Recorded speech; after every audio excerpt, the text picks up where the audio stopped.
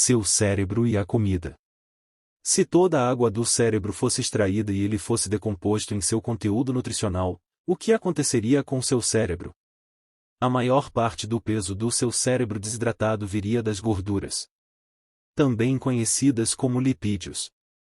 Na matéria cerebral restante você encontraria proteínas e aminoácidos, vestígios de micronutrientes e glicose. O cérebro é, obviamente, mais do que apenas a soma de suas partes nutricionais, mas cada componente tem um impacto distinto no funcionamento, desenvolvimento, humor e energia. Aquela apatia após almoço ou falta de sono à noite que você possa estar sentindo pode ser simplesmente o efeito da comida no cérebro. As gorduras mais importantes para o cérebro são os ômega 3 e 6.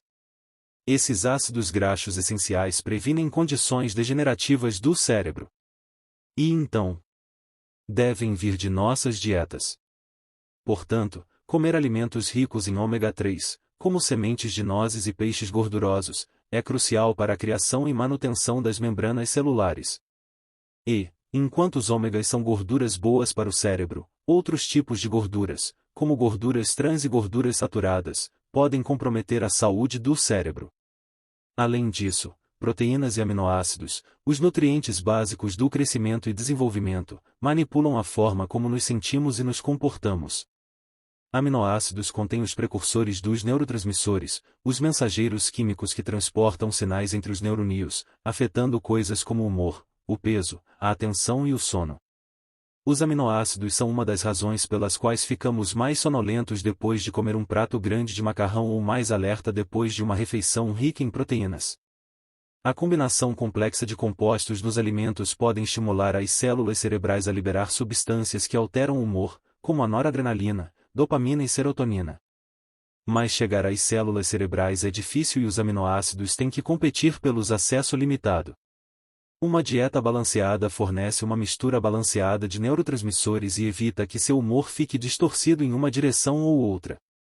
Assim como os outros órgãos do nosso corpo, ele também se beneficia de um suprimento constante de micronutrientes. Antioxidantes em frutas e vegetais fortalecem o cérebro para combater os radicais livres que destroem as células cerebrais, permitindo que ele funcione bem. Sem micronutrientes, como as vitaminas B6, B12 e ácido fólico, nossos cérebros seriam suscetíveis a doenças cerebrais e declínio mental. Os minerais ferro, cobre, zinco e sódio também são fundamentais para a saúde do cérebro e o desenvolvimento cognitivo inicial. Para que o cérebro transforme e sintetize eficientemente esses nutrientes valiosos, ele precisa de combustível e muito. Enquanto o cérebro humano representa apenas cerca de 2% do peso corporal, ele usa até 20% dos nossos recursos energéticos. A maior parte desta energia provém de hidratos de carbono que o nosso corpo digere em glicose ou açúcar no sangue. Os lobos frontais são tão sensíveis às quedas de glicose que, de facto, uma alteração na função mental é um dos primeiros sinais de deficiência de nutrientes. Supondo que estamos ingerindo glicose regularmente, como os tipos específicos de carboidratos que comemos afetam nosso cérebro? Os carboidratos assumem 3 formas: amido, açúcar e fibra.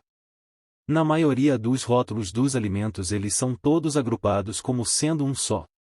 Mas a proporção de cada subgrupo de açúcar ou fibra afeta como o corpo e o cérebro respondem.